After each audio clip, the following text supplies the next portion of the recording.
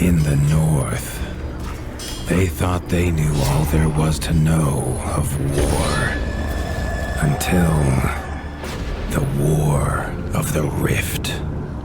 While the southern king hid, warm in his keep, the Dark Wings cut their bloody trail from frozen north to winter's edge. Alone, the warden and his small garrison turned their whiskers to the icy wind. At the end of hope, in a last barrage, they wiped Batkind from the land and memory.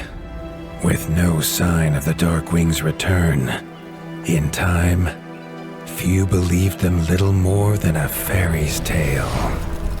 But at Mount Cauldron, time had been all they needed. An old enemy claws free of their icy tomb and hungers for vengeance. But not all is lost. King Rattus brings north a cause for hope. A bastard prince, placed in the paws of the Warden of the Wastes to raise as his own. A secret of blood never to be told. Now, fate calls for a hero in a murderous screech, and one young rat will answer.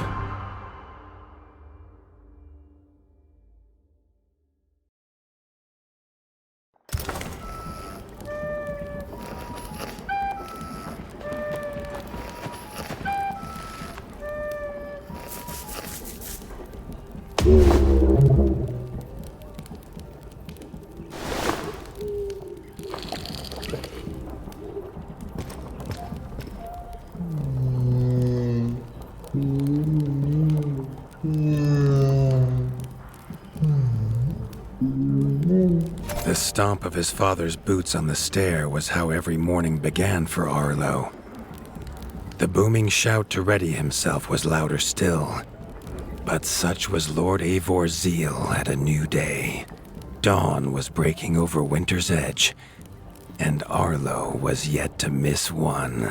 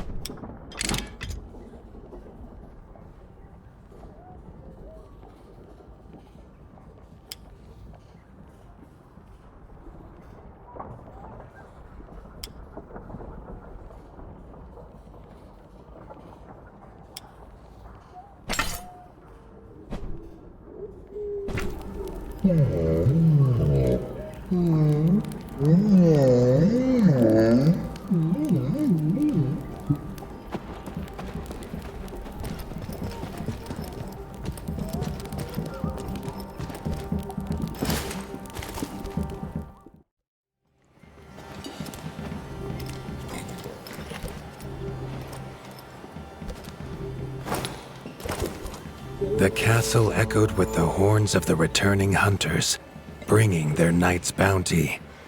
Arlo's little heart quickened to hear it. The only thrill to be found inside the high walls was a hunter's tales of what lay beyond them.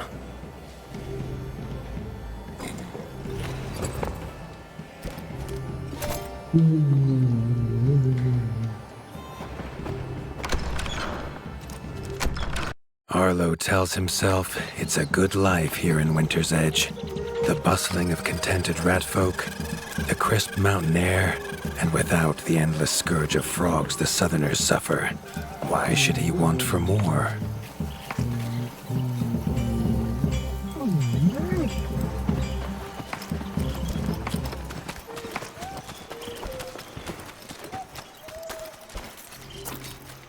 There was no time for tales of the hunt today. Lord Eivor was already dividing what was an excellent haul, happy to see his people provided for. Arlo longed only to join the hunt, to see the ratdom or even the lands beyond. His father called it a fool's wish. Arlo's destiny was unshakable, much like the keep that would become his by birthright. Tiki's shop was perhaps Arlo's favorite, as the shopkeeper had wares from far and wide. But getting him to part with his curiosities was never easy.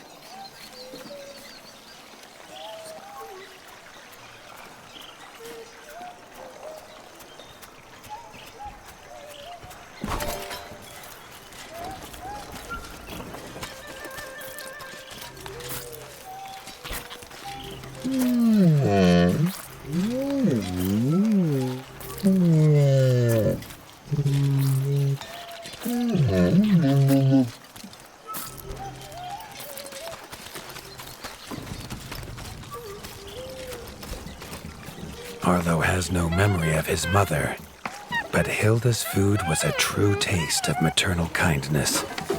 With the right ingredients, she would make meals nourishing to body and soul.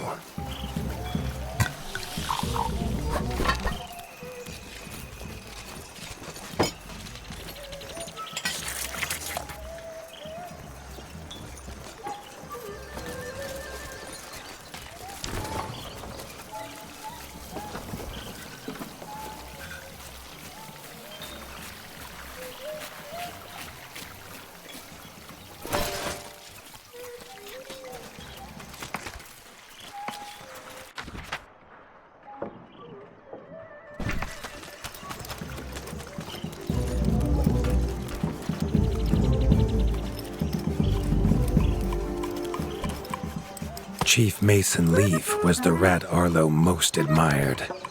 As younger brother to Lord Eivor, his carefree uncle never faced the burden of being warden of the wastes. With walls this strong, his duties were light, leaving him plenty of time for his nephew.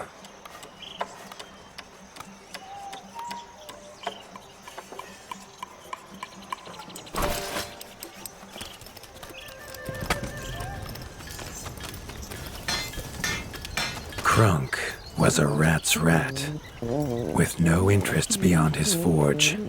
If you have the parts, this master crafts rat can make armor and weapons that would see off a sky scorcher bite, or so he claims. Arlo wondered how well they'd do against something that wasn't a myth.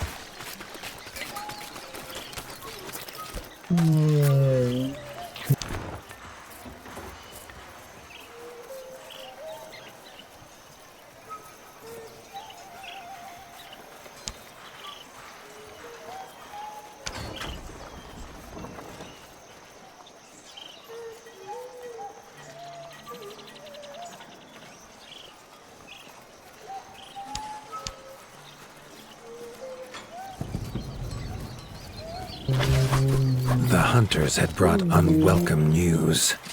A family of the reviled creatures ratfolk called backstabbers had moved into the wastes. Eivor told his son to fetch his weapons.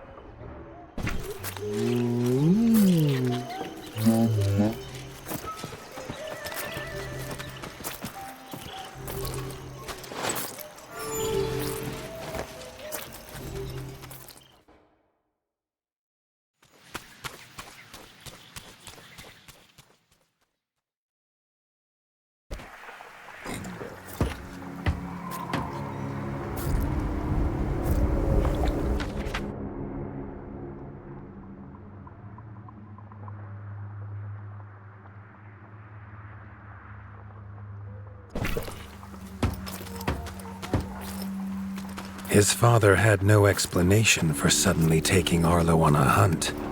It even gave the hunters pause. Arlo had been taught to fight, and better than most. But rarely had he been tested. He was determined to prove himself.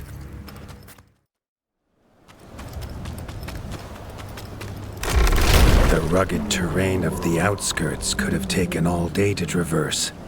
But Arlo's trusty grappling hook allowed him to swing between its many crevices.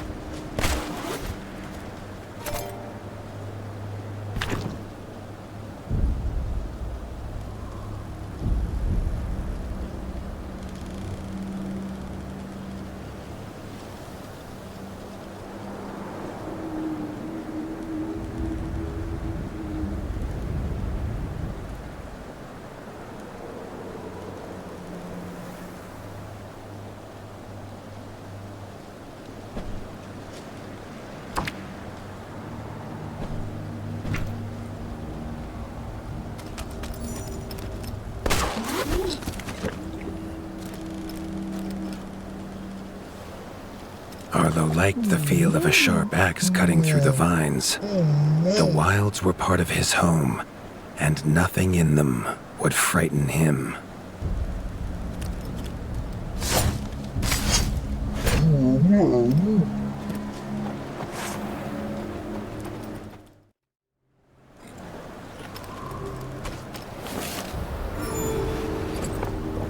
The famous frostberry bushes of the wastes were in full fruit already. Their juice made a healthy tonic, though Lord Eivor preferred them fermented.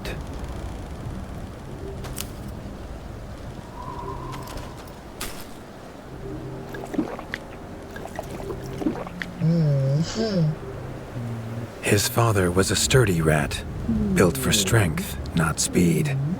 So Arlo found it curious that he challenge him to a race. The prospect of the hunt had filled Lord Eivor with a vigor that his son had not seen in years, or at least since breakfast.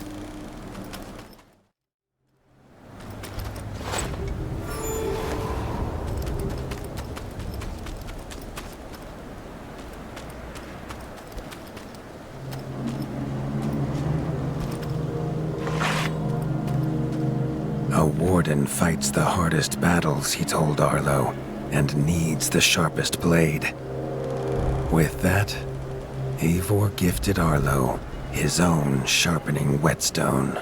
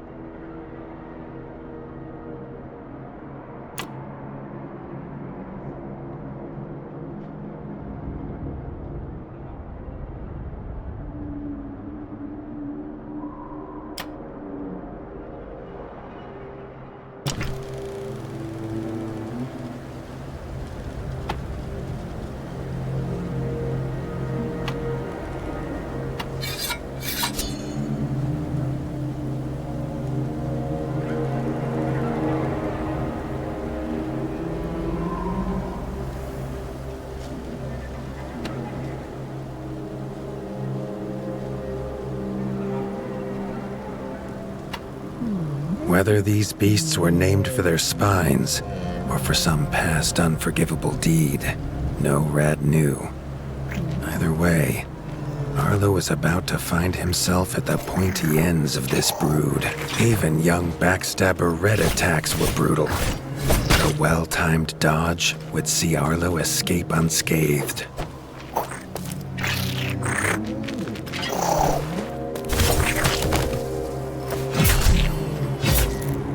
This backstabber lived up to its name with its deadly white attack, but Arlo's shield could block the deadly spikes.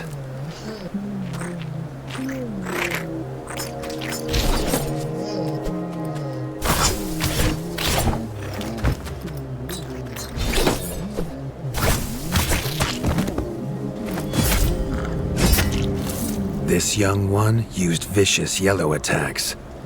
Arlo had to time his parries perfectly.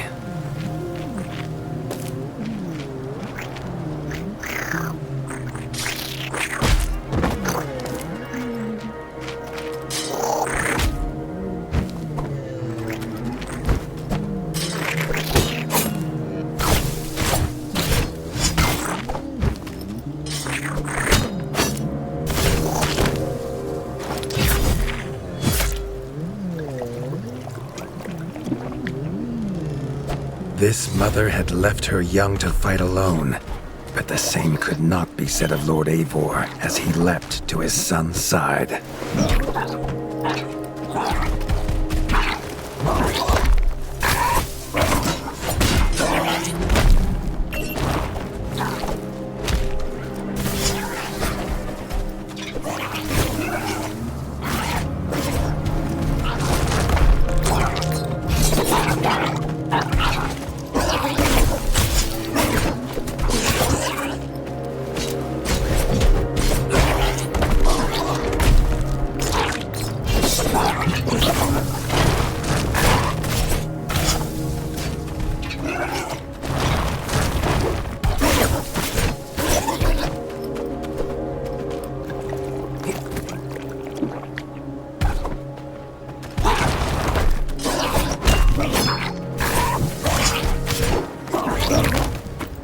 It was Lord Eivor's mighty blade that took her head, but the fight was won together.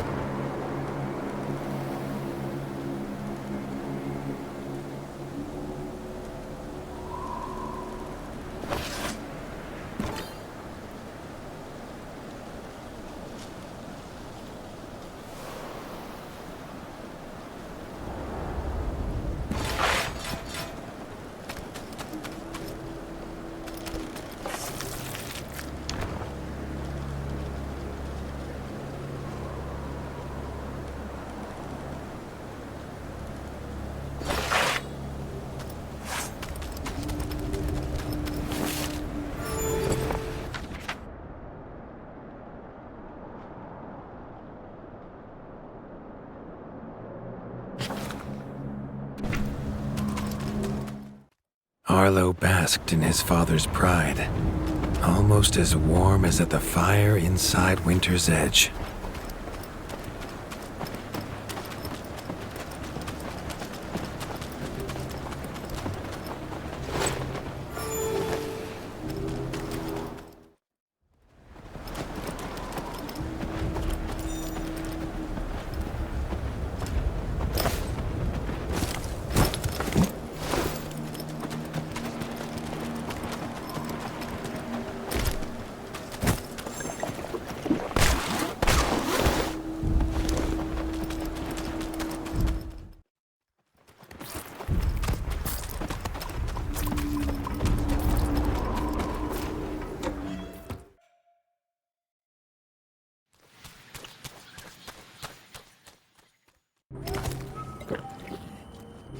Triumphant and keen to tell the tale of his son's victories, Lord Eivor set to a night of drinking with the elders.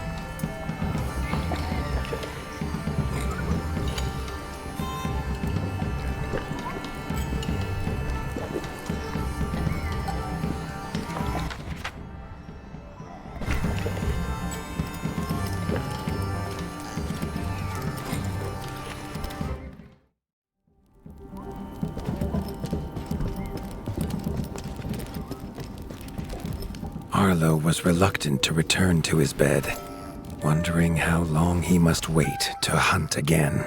The booming footsteps that woke him this time were nothing like those of his father.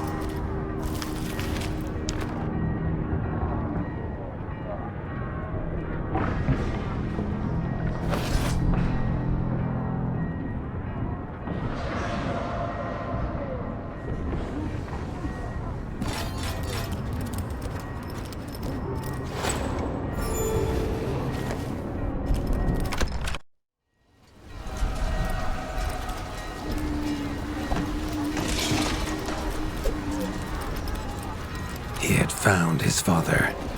The warden stood alone, holding back a whole Darkwing army, their cruel Count Kazak leading them.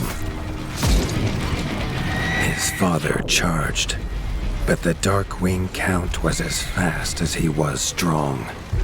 The Winter's crown tumbled to Arlo's feet, now without a head to rest on. There was no time to grieve his father, as from above the Count revealed his greatest weapon, a Sky Scorcher. Not a fairy's tale, but an undead beast whose very breath could level kingdoms. And its eye was trained on Arlo.